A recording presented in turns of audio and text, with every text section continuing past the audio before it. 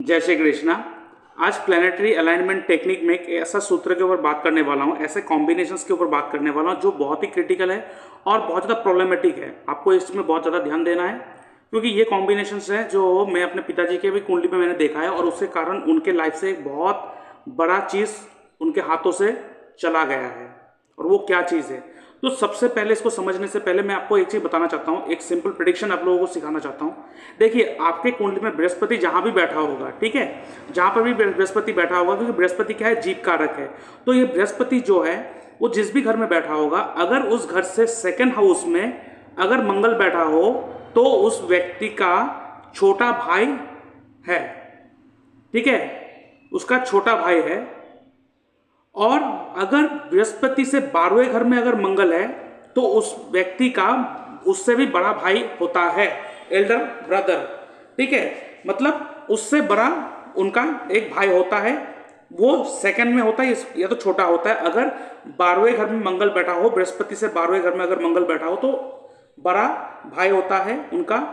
और अगर जुपिटर जहां बैठा हो वहां से अगर सेकंड हाउस में दूसरे घर में अगर मंगल है तो उनका छोटा भाई होता है, ये बड़ा होता है उनसे, ठीक है।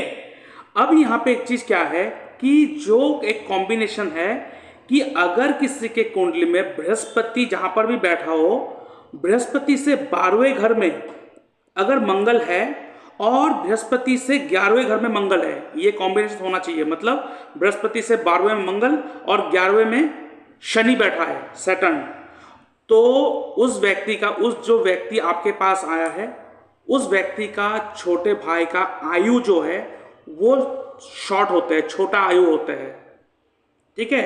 उनका भाई जो है बहुत कम एज में गुजर जाते हैं, ठीक है।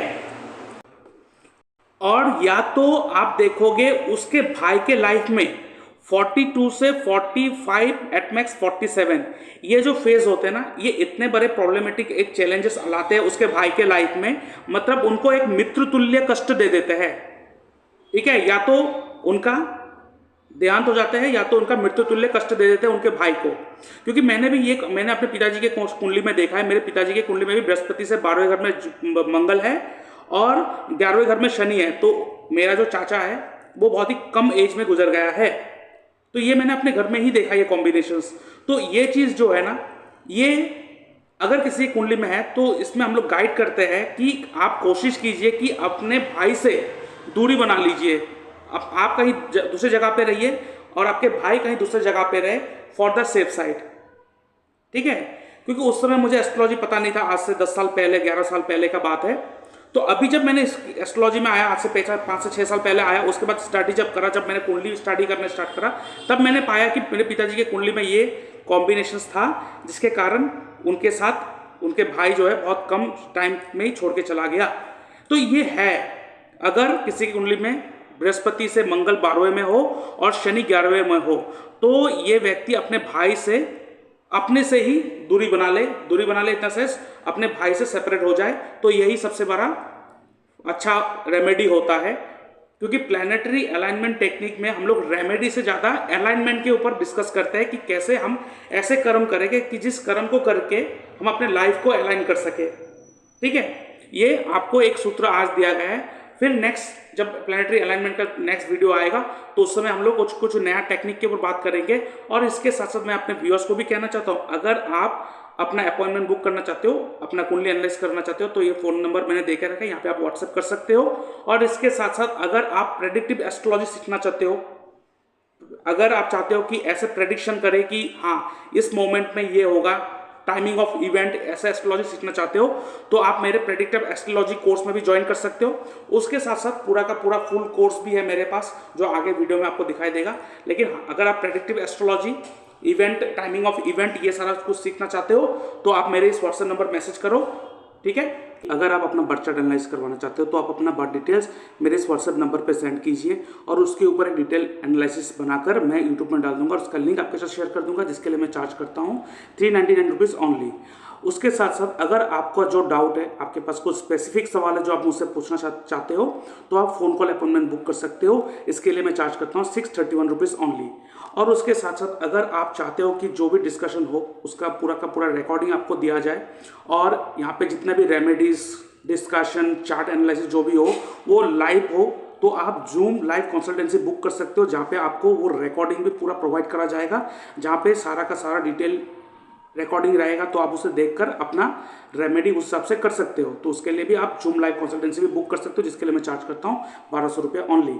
उसके साथ साथ अगर आप अपना बर्थ चार्ट रेक्टिफाई करना चाहते हो, आपके पास टाइम स्पेसिफिक नहीं है, तो आप बर्थ टाइम रेक्टिफिकेशंस के लिए भी आप अपॉइंटमेंट बुक कर सकते हो, जिसके लिए मैं चार्ज करता हूँ 2100 रुपीज़ ओनली।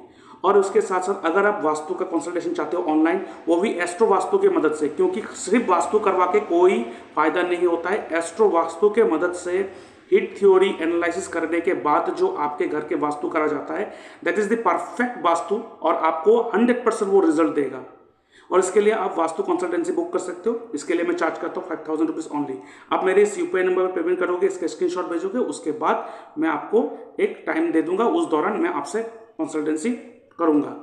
और अगर आप एस्ट्रोलॉजी में इंटरेस्टेड हो, एस्ट्रोलॉजी सीखना चाहते हो, तो ये मेरा कंप्लीट कोर्स है। आप देख सकते हो यहाँ पे क्या क्या टॉपिक मैंने ऐड करके रखा है। ये सारा का सारा आपको सिखाया जाएगा।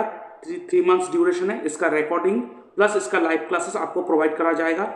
और इस कोर्स का जो ड्यूरेशन है दैट इज 3 मंथ, और इस कोर्स का जो फीस है दैट इज 21,000 रुपीज़ ओनली।